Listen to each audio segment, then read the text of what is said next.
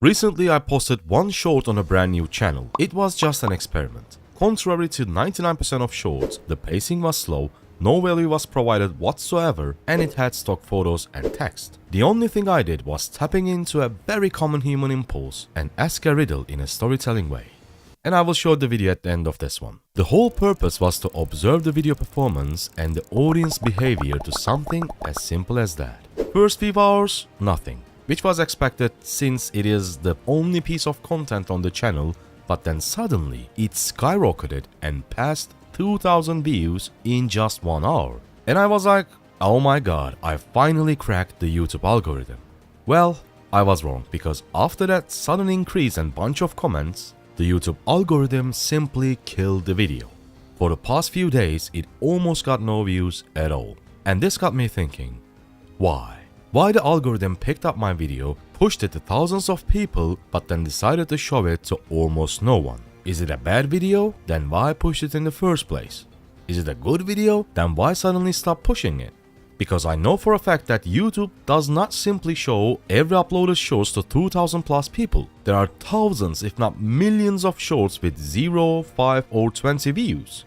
So I was looking for an answer, and after a while, I came across an interview with a YouTube employee. One of the questions we get a lot is, why do I have like a certain amount of views and then it just drops off? And that's also part of that seeding process, because there's no real concept of impressions in a feed. Right. Like for long form video, you can have the thumbnail up and maybe people click and they don't, but you're getting those impressions. And then you can see that doesn't exist in a feed. So you have these seed audiences. And if the short is competitive, it'll take off from there. If it's not competitive, the seed audience will try and be like, oh, it's not really that much interest. And then you'll see it drop suddenly. God damn it, seed audience, you are killing my shorts. Wait, I don't even know what the seed audience is. I asked it to ChatGPT, but it was a bit too complicated, so I've changed the prompt.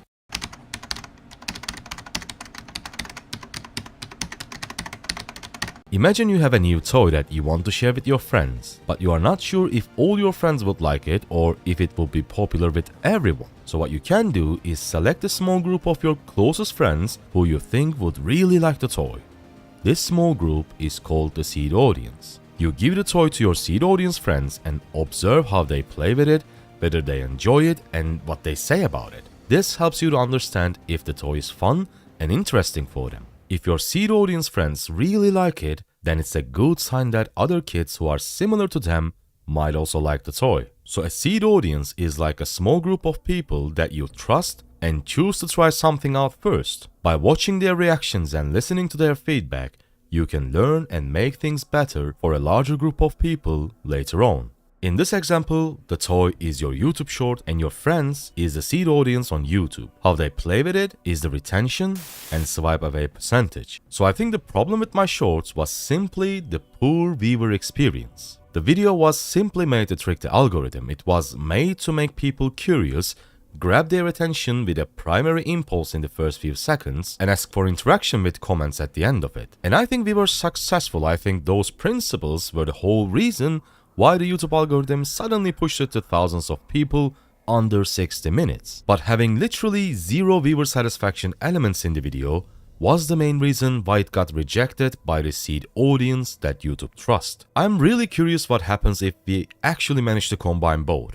Is it possible to go viral with just 1 or 2 uploads if we follow the same principles but make an actual video that provides value or entertainment? You know what to do to find out. And of course, there is one more key element that is as important as value or entertainment: a good storytelling. If you analyze the recent most popular shorts by creators that are not viral, who doesn't have millions of subscribers, pretty much every single shorts, with exceptions of course, do have an amazing story. I mean, the guy orders a pizza while he's on a train and tries to convince the restaurants to deliver a pizza to a train station. Okay, at this point, it's getting ridiculous. But it simply shows us how important storytelling is. And the basics of it are actually quite simple. Part 1, introduction. Part 2, conflict. Every good story needs conflict or a problem that needs to be resolved. This can be a challenge, a goal to be achieved, or an obstacle that the main character must overcome. Part 3, rising action. Build suspense and tension by gradually increasing the intensity of the story. This can involve the main character facing obstacles like trying to order a pizza while he is on a moving train, encountering new challenges, or making important discoveries. Part 4. The climax. It is the turning point or the most exciting part of the story. It is the moment of highest tension where the main character confronts the main challenge or makes a critical decision. Part 5. Falling action. After the climax, the story starts to wind down. The consequences of the main character's actions are revealed and loose ends are tied up. 6. Resolution. The resolution is the final outcome of the story. It shows how the conflict is resolved or how the main character's journey concludes. Just like this guy getting his pizza at the end of his shorts. And part 7, theme or a message. A good story, which can be your YouTube video or shorts, often has a deeper meaning or message that it conveys. It can be a moral lesson, a reflection on human nature, or an exploration of a particular idea. The theme adds depth and gives the audience something to think about. Remember, these are all general guidelines and storytelling can take many forms and styles. The most important thing is to captivate your audience and take them on an enjoyable journey through your storytelling skills. Now I will play the YouTube shorts that I uploaded, and when it's done, you will see a video card where I share the fundamentals of writing viral YouTube titles to get more views. Make sure to tap on it, and I see you there. Can you solve this? 2 fathers and 2 sons went fishing one day. They were there the whole day and only caught 3 fish. One of them said, "That is enough for all of us. We will have 1 each." How can this be possible?